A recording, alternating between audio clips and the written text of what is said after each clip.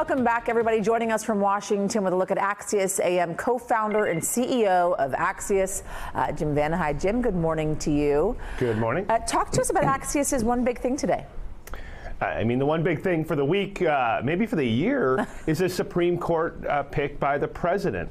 I can't stress enough, if you just step back, what a big deal this is for Trump on several different levels. Conservatives for 30 years have had a project to try to get a conservative court. Now they're on the verge of having that.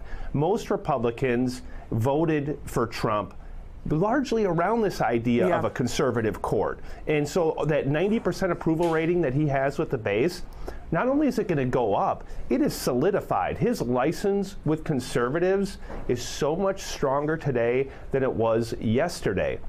Because they can say, listen, you made a promise, you stuck to your promise on the most consequential act of your presidency. And for Democrats and for Republicans, it shows how much your vote counts. 100,000 votes go a different way in 3 different states in 2016, and you have Hillary Clinton cementing a liberal court for the next 30 years. So this is a very profoundly important day.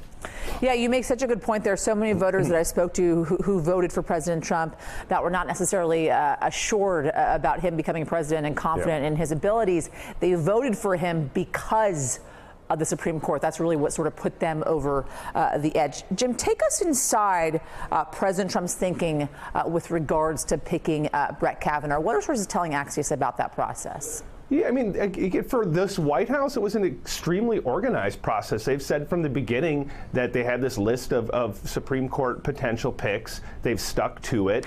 He was always at the very top of the list. He was one of the 4 finalists. When people came to the president and raised concerns about him, is he conservative enough? Are we going to have problems with the work that he did on impeachment during the Clinton years?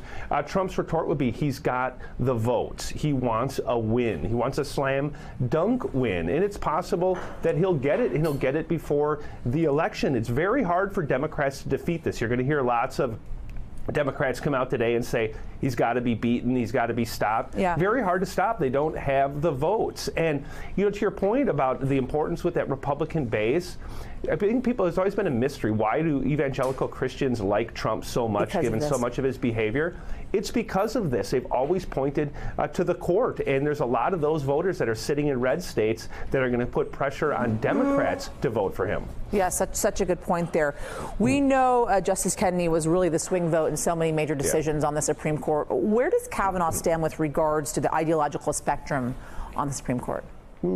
He's on the right. He's very much on the right. You now have a very conservative court. You're replacing Kennedy as sort of your decider with Roberts now, who's probably in the middle, and he's much more conservative than Kennedy was. This isn't, neither side's being hyperbolic when they say you're about to cement a very conservative, very young court for a long time. Most people who get on the court sit there until they're in their 80s. So this could be a long time before liberals have a chance to take back the court. And if you think about this era we live in where it's so polarized, you have divided government, almost nothing gets done in Washington, the Supreme Court ends up becoming the most powerful institution in some years. And now it's a conservative institution, and one that's going to have a huge effect on how our business laws, on our social laws, on how we think about abortion. These are really big cases that affect your everyday life, and that's why the consequences are huge, why Schumer would like to defeat it, but I think it's going to be very difficult. I mean, it's going to be a conservative institution for decades to come, as we know. I believe Kavanaugh, only 53 years old. He could feasibly sit on the Supreme Court for the next